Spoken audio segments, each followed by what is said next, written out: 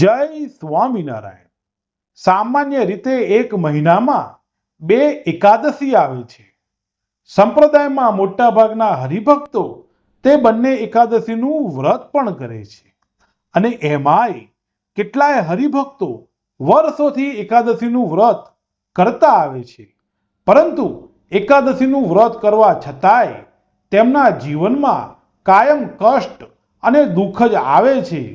જ્યારે જે લોકો એકાદશીનું વ્રત કરતા નથી તેમનું જીવન સદાય આનંદમય જોવા મળે છે। ભક્તો સામાન્ય રીતે એકાદશીનું વ્રત કરવાથી પોતાના જીવનમાં આવેલા દુઃખ સંકટ તે દૂર થાય છે તેવું શાસ્ત્રોમાં પણ વર્ણન કરવામાં આવ્યું છે। તો શું ભક્તો તે શાસ્ત્રો ખોટા છે? તે શાસ્ત્રમાં લખેલી માહિતી તે પણ શું ખોટી છે? તો ભક્તો આજના વિડીયોમાં આપણે જોઈશું કે એકાદશીનું વ્રત કરવા છતાંય આપણા જીવનમાં દુઃખ અશાંતિ અને કષ્ટ કેમ આવે છે, અને જ્યારે જે લોકો એકાદશીનું વ્રત કરતા નથી તેના જીવનમાં ઉન્નતિ, કુટુંબમાં આનંદ અને સુખ અને શાંતિ જોવા મળે છે। ભક્તો આ પાછળનું સાચું કારણ શું છે? આવો આપણે આજના વિડીયોમાં જાણીએ। ભગવાન સ્વામિનારાયણે આ મૃત્યુલોકમાં દરેક જીવનું કલ્યાણ થાય તે હેતુથી શિક્ષાપત્રી ગ્રંથની રચના કરી અને સ્વામિનારાયણ ભગવાને શિક્ષાપત્રીમાં જાતે જ લખ્યું છે કે જે મનુષ્ય આ શિક્ષાપત્રી પ્રમાણે વર્તશે તે ધર્મ, અર્થ, કામ અને મોક્ષને પામશે। ભક્તો સ્વામિનારાયણ ભગવાને આ શિક્ષાપત્રી ગ્રંથમાં પોતાના સત્સંગીઓને આજ્ઞા કરી છે કે એકાદશીનું વ્રત અમારા સત્સંગીઓએ ખબરદાર થઈને કરવું।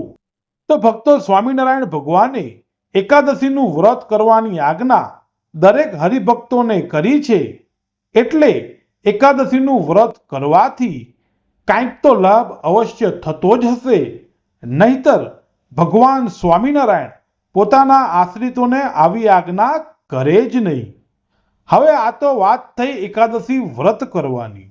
હવે વાત આવે છે કે એકાદશીનું વ્રત કરવા છતાં એકાદશી વ્રતનું ફળ કેમ મળતું નથી? તો ભક્તો સામાન્ય રીતે એકાદશીનું બીજું નામ છે અગિયારસ।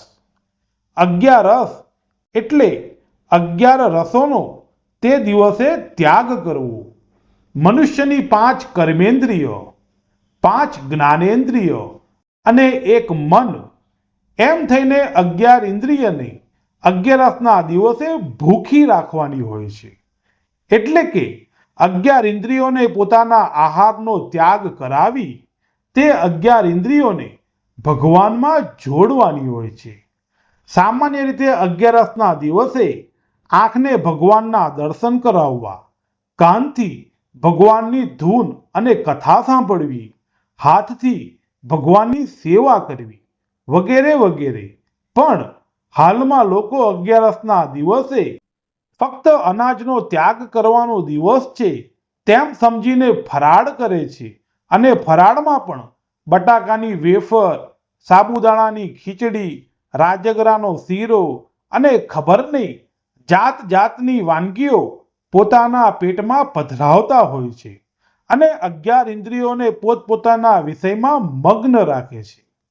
અગિયારસના દિવસે જાગરણ કરીને ભગવાનમાં મનને પરોવી પ્રભુની ભક્તિ કરવાની હોય છે, પરંતુ સામાન્ય લોકો એકાદશીની રાત્રિએ મોડે સુધી ટીવી જોઈને જાગરણ કરતા હોય છે। ટૂંકમાં ભક્તો ભગવાન સ્વામિનારાયણે કેવી રીતે એકાદશી કરવાની આજ્ઞા કરી છે અને આપણે કેવી રીતે એકાદશી કરીએ છીએ તે જરા વિચારો। ભક્તો જરા જાગો અને હવે પછી આપણે નિયમ લઈએ કે ભવિષ્યમાં જે પણ એકાદશી આવશે તે દિવસે આપણી 11 ઇન્દ્રિયોને ગમે તે રીતે ભગવાનમાં જોડી ભગવાનની આજ્ઞાનું પાલન કરીશું। તો ભક્તો તમને પણ આજના વિડીયોમાં માહિતી મળી હશે કે એકાદશી સાચી રીતે કેવી રીતે કરવામાં આવે છે।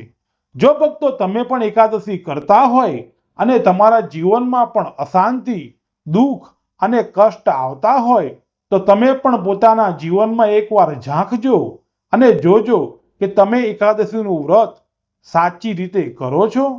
અમે આશા રાખીએ છીએ કે તમને આજના વિડીયોમાં આપેલી માહિતી જરૂર પસંદ આવી હશે.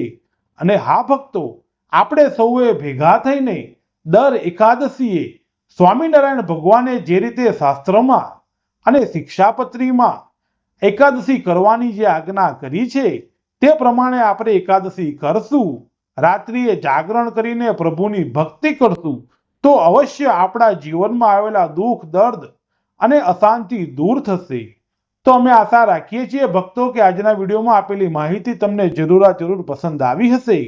આજનો વિડીયો તમને ગમ્યો હોય તો વિડીયોને લાઈક કરજો, અમારી યુટ્યુબ ચેનલ શ્રી હરિલીલાને સબસ્ક્રાઇબ કરજો અને આ વિડીયો બીજા હરિભક્તોને પણ શેર કરજો. તો આજનો વિડીયો અમે સમાપ્ત કરીએ છીએ. સર્વે હરિભક્તોને અમારા ઘણા હેતથી જય સ્વામિનારાયણ.